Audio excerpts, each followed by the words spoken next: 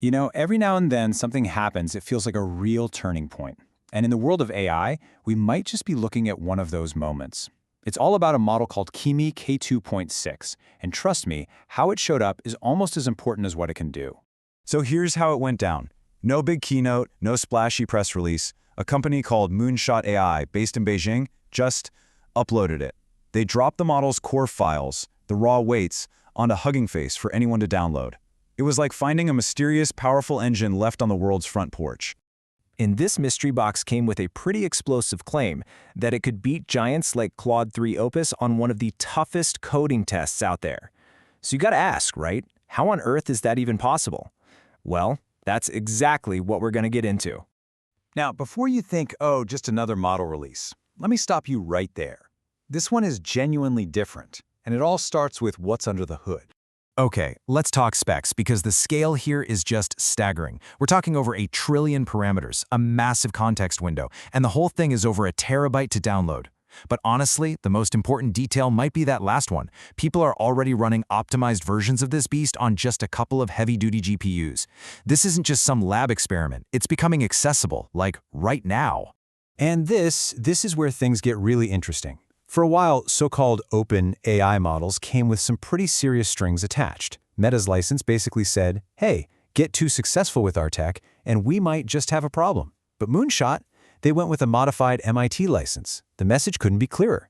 Take it, build with it, heck, sell products with it. It is truly open for business.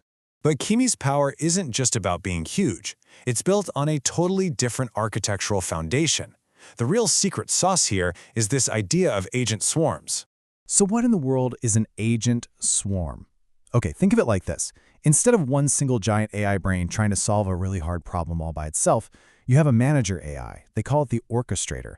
It acts like a project manager, taking the big goal and smashing it into hundreds of tiny little pieces.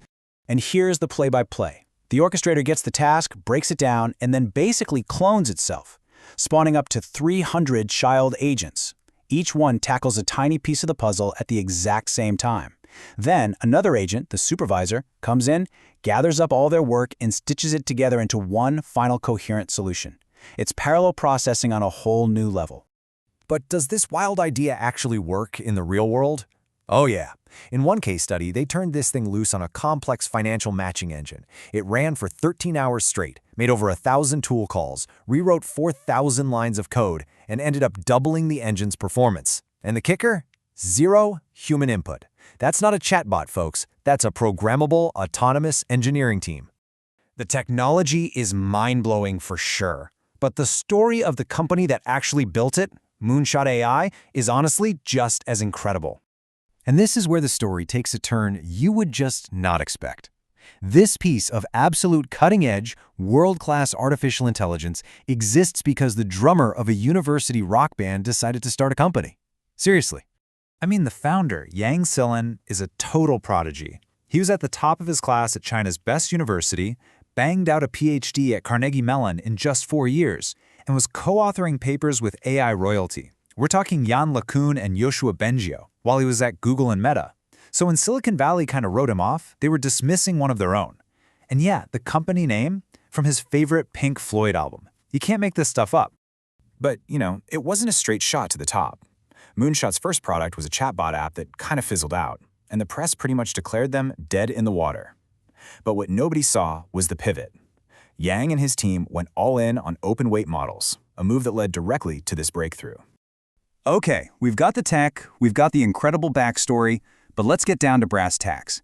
Does this thing actually deliver? And, more importantly, what are the catches?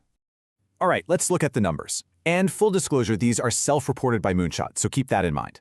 On a benchmark called Sweetbench Pro, which is all about fixing real-world software bugs, Kimi K2.6 scores an impressive 58.6%. That's a clear win over both Claude 3 Opus and GPT-4. And then you see the price. This is where your jaw is going to hit the floor. For every million tokens you process, Kimi costs just 60 cents for input and $2.80 for output. To get similar performance from Claude Opus, you're paying $5 on the way in and a staggering $25 on the way out. Let's just put a number on that. We're talking about a roughly 9-fold price cut for what is, on this very important coding test, better performance. If you're running a startup that relies on these models, that's not just an update, that is a fundamental game changer.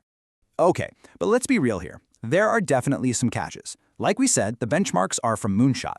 When it comes to pure reasoning and tough math problems, it's still playing catch-up to models like GPT-4. Its vision skills aren't quite there as Gemini yet either. And that license, it has one little bit of fine print. If you're a giant company with over 100 million users, you've got to give them credit. So when you pull the camera back from just this one model, what are we really looking at? Well, it looks a lot like a fundamental shift in the entire AI universe.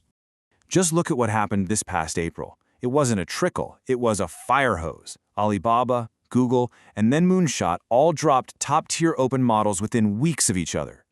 The pace in the open-weight community has just gone into absolute overdrive. And what this all points to is one massive, unavoidable conclusion. For years, we all just assumed the most powerful AI would come from a few labs in California. That assumption is now officially broken. The center of gravity for open-source, frontier-level AI has quietly, and I think permanently, moved. And that leaves us with the big one, the question we're all going to have to grapple with. We are in a brand new era.